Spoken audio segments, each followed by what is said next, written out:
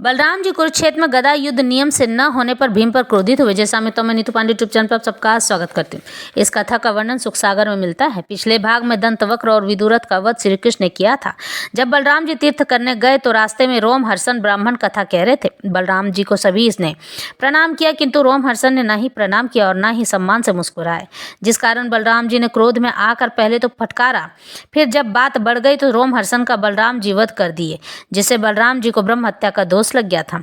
तब वहां बैठे ऋषि मुनियों ने ब्रह्म हत्या के दोष से मुक्ति का उपाय बताते हुए बब्बल नामक दैत्य का वध करने की सलाह दी एवं निवेदन किया कि पाठ करने वाले सभी तपस्वियों को तंग किया करता था और फिर उन्हें तीर्थ स्थान पर जाकर पूजा पाठ कर ब्राह्मण के दोष से मुक्त होने का उपाय बताया। वैसे ब्रह्म हत्या का दोष इंद्र व श्री राम को भी लगा था, यानी इंद्र ने विश्वरूप ब्राह्मण का वध किया था। इसके कई वीडियो मेरे लिंक पर मिल जाएगी। और श्री राम ने रावण का वध किया था। रावण ब्राह्मण कुल का और वेदों का ज्ञाता ब्राह्मण था, इस कारण श्री राम को भी ब्रह्म हत्या का दोष लगा था। तो आज की कथा आरंभ करते हैं। श्री सुखदेव जी कहते हैं, हे परीक्षित, पर्व के दिन तक बलराम जी उस दैत्य को मारने की प्रतीक्षा में वहीं ठहरे थे। जब पर्व का दिन आया तब वह दैत्य भयंकर आंधी के रूप में वहां आया और पीव यानी कि घाव से बहने वाला द्रव्य विष्टा उन ऋषियों पर बरसाने लगा, यानी गंदी चीजें बरसाने लगा। तब बलराम जी ने अपने हल से उसे खींचकर मूसल से मार डाला। उस दैत्य को मारकर वे तीर्थ यात्रा को चल दिए। कौशिकी नदी में स्नान किया, फिर सरयू नदी के उद्गम स्थान पर गए और उसमें स्नान किया। फिर वहां से प्रयागराज पहुंचे और पितरों का तर्पण किया। वहां से पुलहाश्रम पहुंचे और गोमती, गंडकी, विपाशा, सोन आदि में स्नान किया। फिर गया में जाकर पिंडदान किए। फिर गंगा सागर में पहुंचे। फिर परशुराम जी के दर्शनों के लिए महेंद्र पर्वत पर गए। वहां से गोदावरी आदि में स्नान करते हुए कैलाश पर्वत पर जाकर भगवान शंकर के दर्शन किए। वहां से बालाजी, शिवकांची, विष्णुकांची होते हुए रंग क्षेत्र में गए। फिर मथुरा होते हुए दक्षिण में सेतु बंधु के दर्शन किए और वहां ब्राह्मणों को 10,000 गौदान की। तत्पश्चात अगस्त मुनि के आश्रम होते हुए कन्याकुमारी पहुंचे। वहां से लौटकर पंचाप्सरस तीर्थ में स्नान किया और 10,000 गौदान की।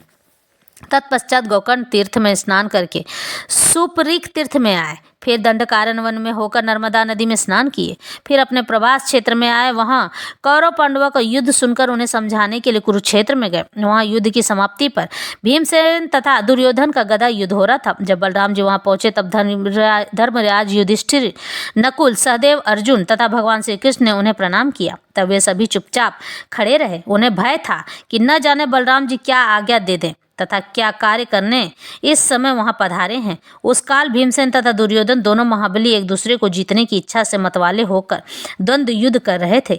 वे दोनों लहू से यानी कि खून से लथपथ थे, किंतु कोई भी युद्ध त्यागने की इच्छा नहीं कर रहा था। दोनों ही प्राणों की बाजी लगाकर दो उन्मत्त गजराजों की भांति यानी कि मतवाले गज यानी हाथियों की भांति लड़ रहे थे। वे क्रोध में भरकर अनेक भांति के दांव पेच तथा पैतरे बदल रहे थे।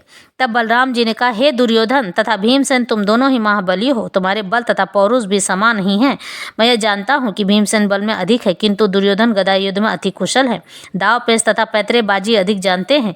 इस कारण मुझे तो तुम दोनों में किसी की भी हार जीत दिखाई नहीं देती है। अब तुम लोग व्यर्थ में मत लड़ो। जो होना था सो हो गया।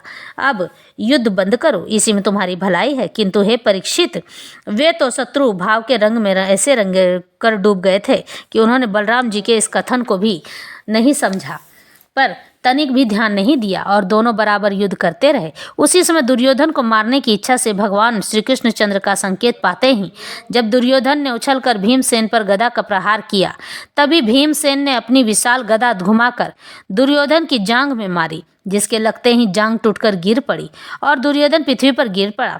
तब भीमसेन ने क्रोध में आकर एक लात उसके सिर में मारी। इस अमानुषी अत्याचार को देखकर बलराम जी को अति क्रोध आया और मूसल लेकर भीमसेन को मारने दौड़े। वे बोले, रे मूर्ख, तूने गदा युद्ध नियम के विरुद्ध आचरण करके उसके कटी भाग से नीचे जांघ में गदा मारी है। दूसरा अपराध यह कि गिरने पर भी उसके सिर में लात मारी है, जिस पर राज मुकुट सदा विराजमान रहता था, जिसके लिए पृथ्वी के राजा अपना सिर झुकाते थे। तब भगवान श्री कृष्ण ने बलराम जी को रोककर उन्हें शांत किया और उस दुर्योधन के अत्याचार तथा भीमसेन की प्रतिज्ञा उन्हें समझाई। तब बलराम जी यह सब कुछ श्री कृष्ण की ही इच्छा समझकर वहां से द्वारका चले गए। जब बलराम जी द्वारका पहुंचे तब राजा अग्रसेन तथा प्रजाजनों ने उनका स्वागत किया। तत्पश्चात बलराम जी फिर नौमिषारण्य क्षेत्र में आए और वहां ऋषियों के आदेशानुसार बलराम जी ने अनेकों यज्ञ किए। परीक्षित, बलराम जी तो स्वयं यज्ञ पुरुष भगवान का अंश होने से यज्ञ रूप ही हैं, किंतु लोक शिक्षा के लिए उन्होंने ऐसा किया। तत्पश्चात अपनी पत्नी रेवती जी के साथ यज्ञांत स्नान करके द्वारकापुरी को लौट आए। जो प्रेमी भक्त बलराम जी के इस चरित्र की कथा का गायन प्रातःकाल सुनता है, उनका अति प्रिय भक्त होता है। तो यह कथा आज यहीं संपन्न होती है।